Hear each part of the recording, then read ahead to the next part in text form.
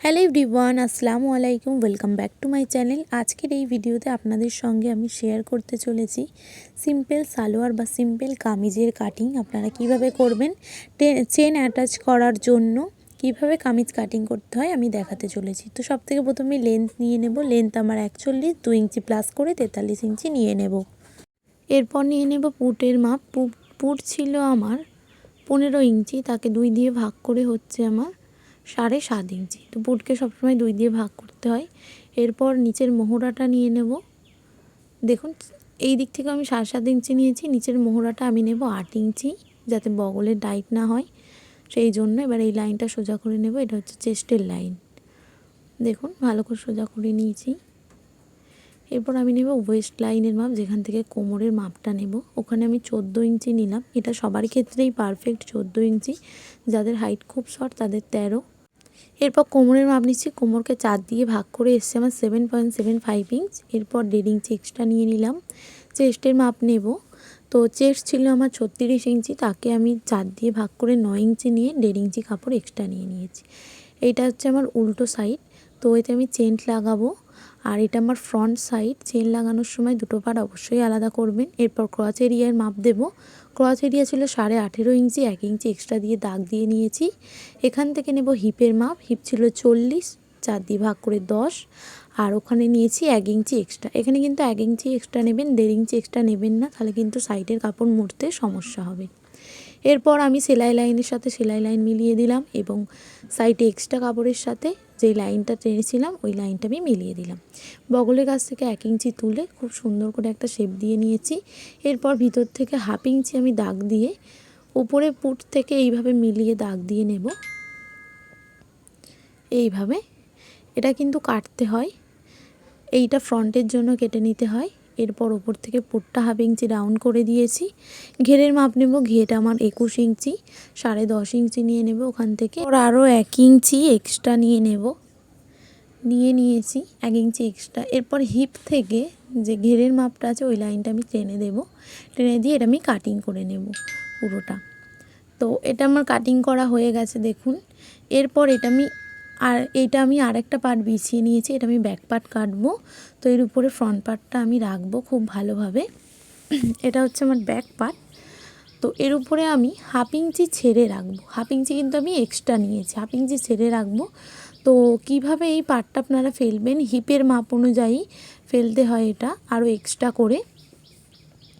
ওখান থেকে আমি 1/2 ইঞ্চি দেখুন এক্সট্রা করে নিয়ে ফেলছি। ফ্রন্ট পার্টটা খুব ভালোভাবে এর উপরে আমি দিয়ে নেব। দেখুন খুব ভালো করে ফেলে নিতে হবে।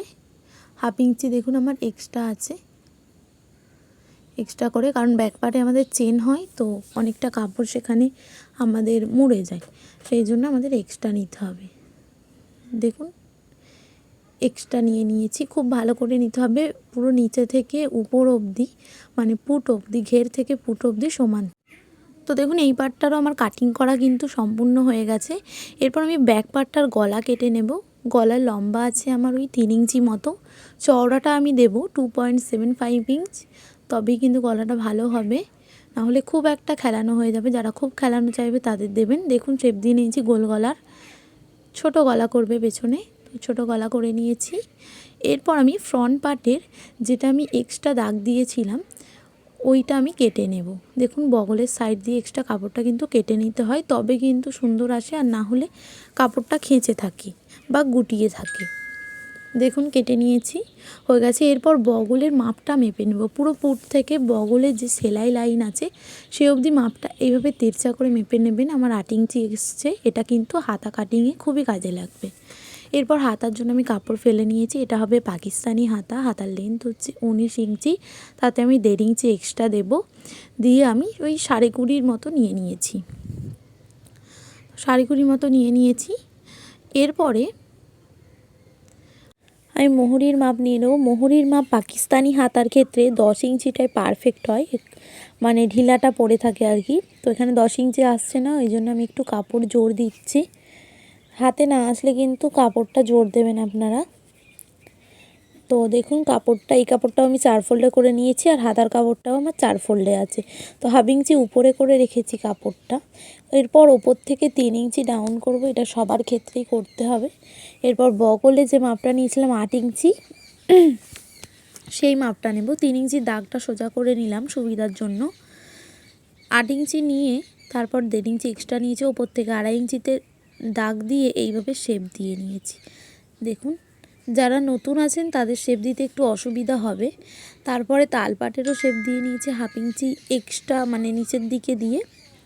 এরপর মুহুরিটা আমি নিয়ে নিলাম 10 ইঞ্চি নিচ্ছি, 1 ইঞ্চি বা 1/2 ইঞ্চি সেলাই করবেন, 9.5 আসবে। এরপর এরকম কার্ল স্কেল দিয়ে পুরো এক্সট্রা কাপড়গুলো এইভাবে শেপ দিয়ে নেব, তবেই কিন্তু পাকিস্তানি হাতার শেপটা খুব ভালোভাবে আসে। ভিডিওটা ভালো লাগলে আমার চ্যানেলটা সাবস্ক্রাইব করে দেবেন এরকম নিত্য নতুন ভিডিও দেখার জন্য। তো এখনের মতো টাটা, দেখা হচ্ছে আবার নেক্সট ভিডিওতে।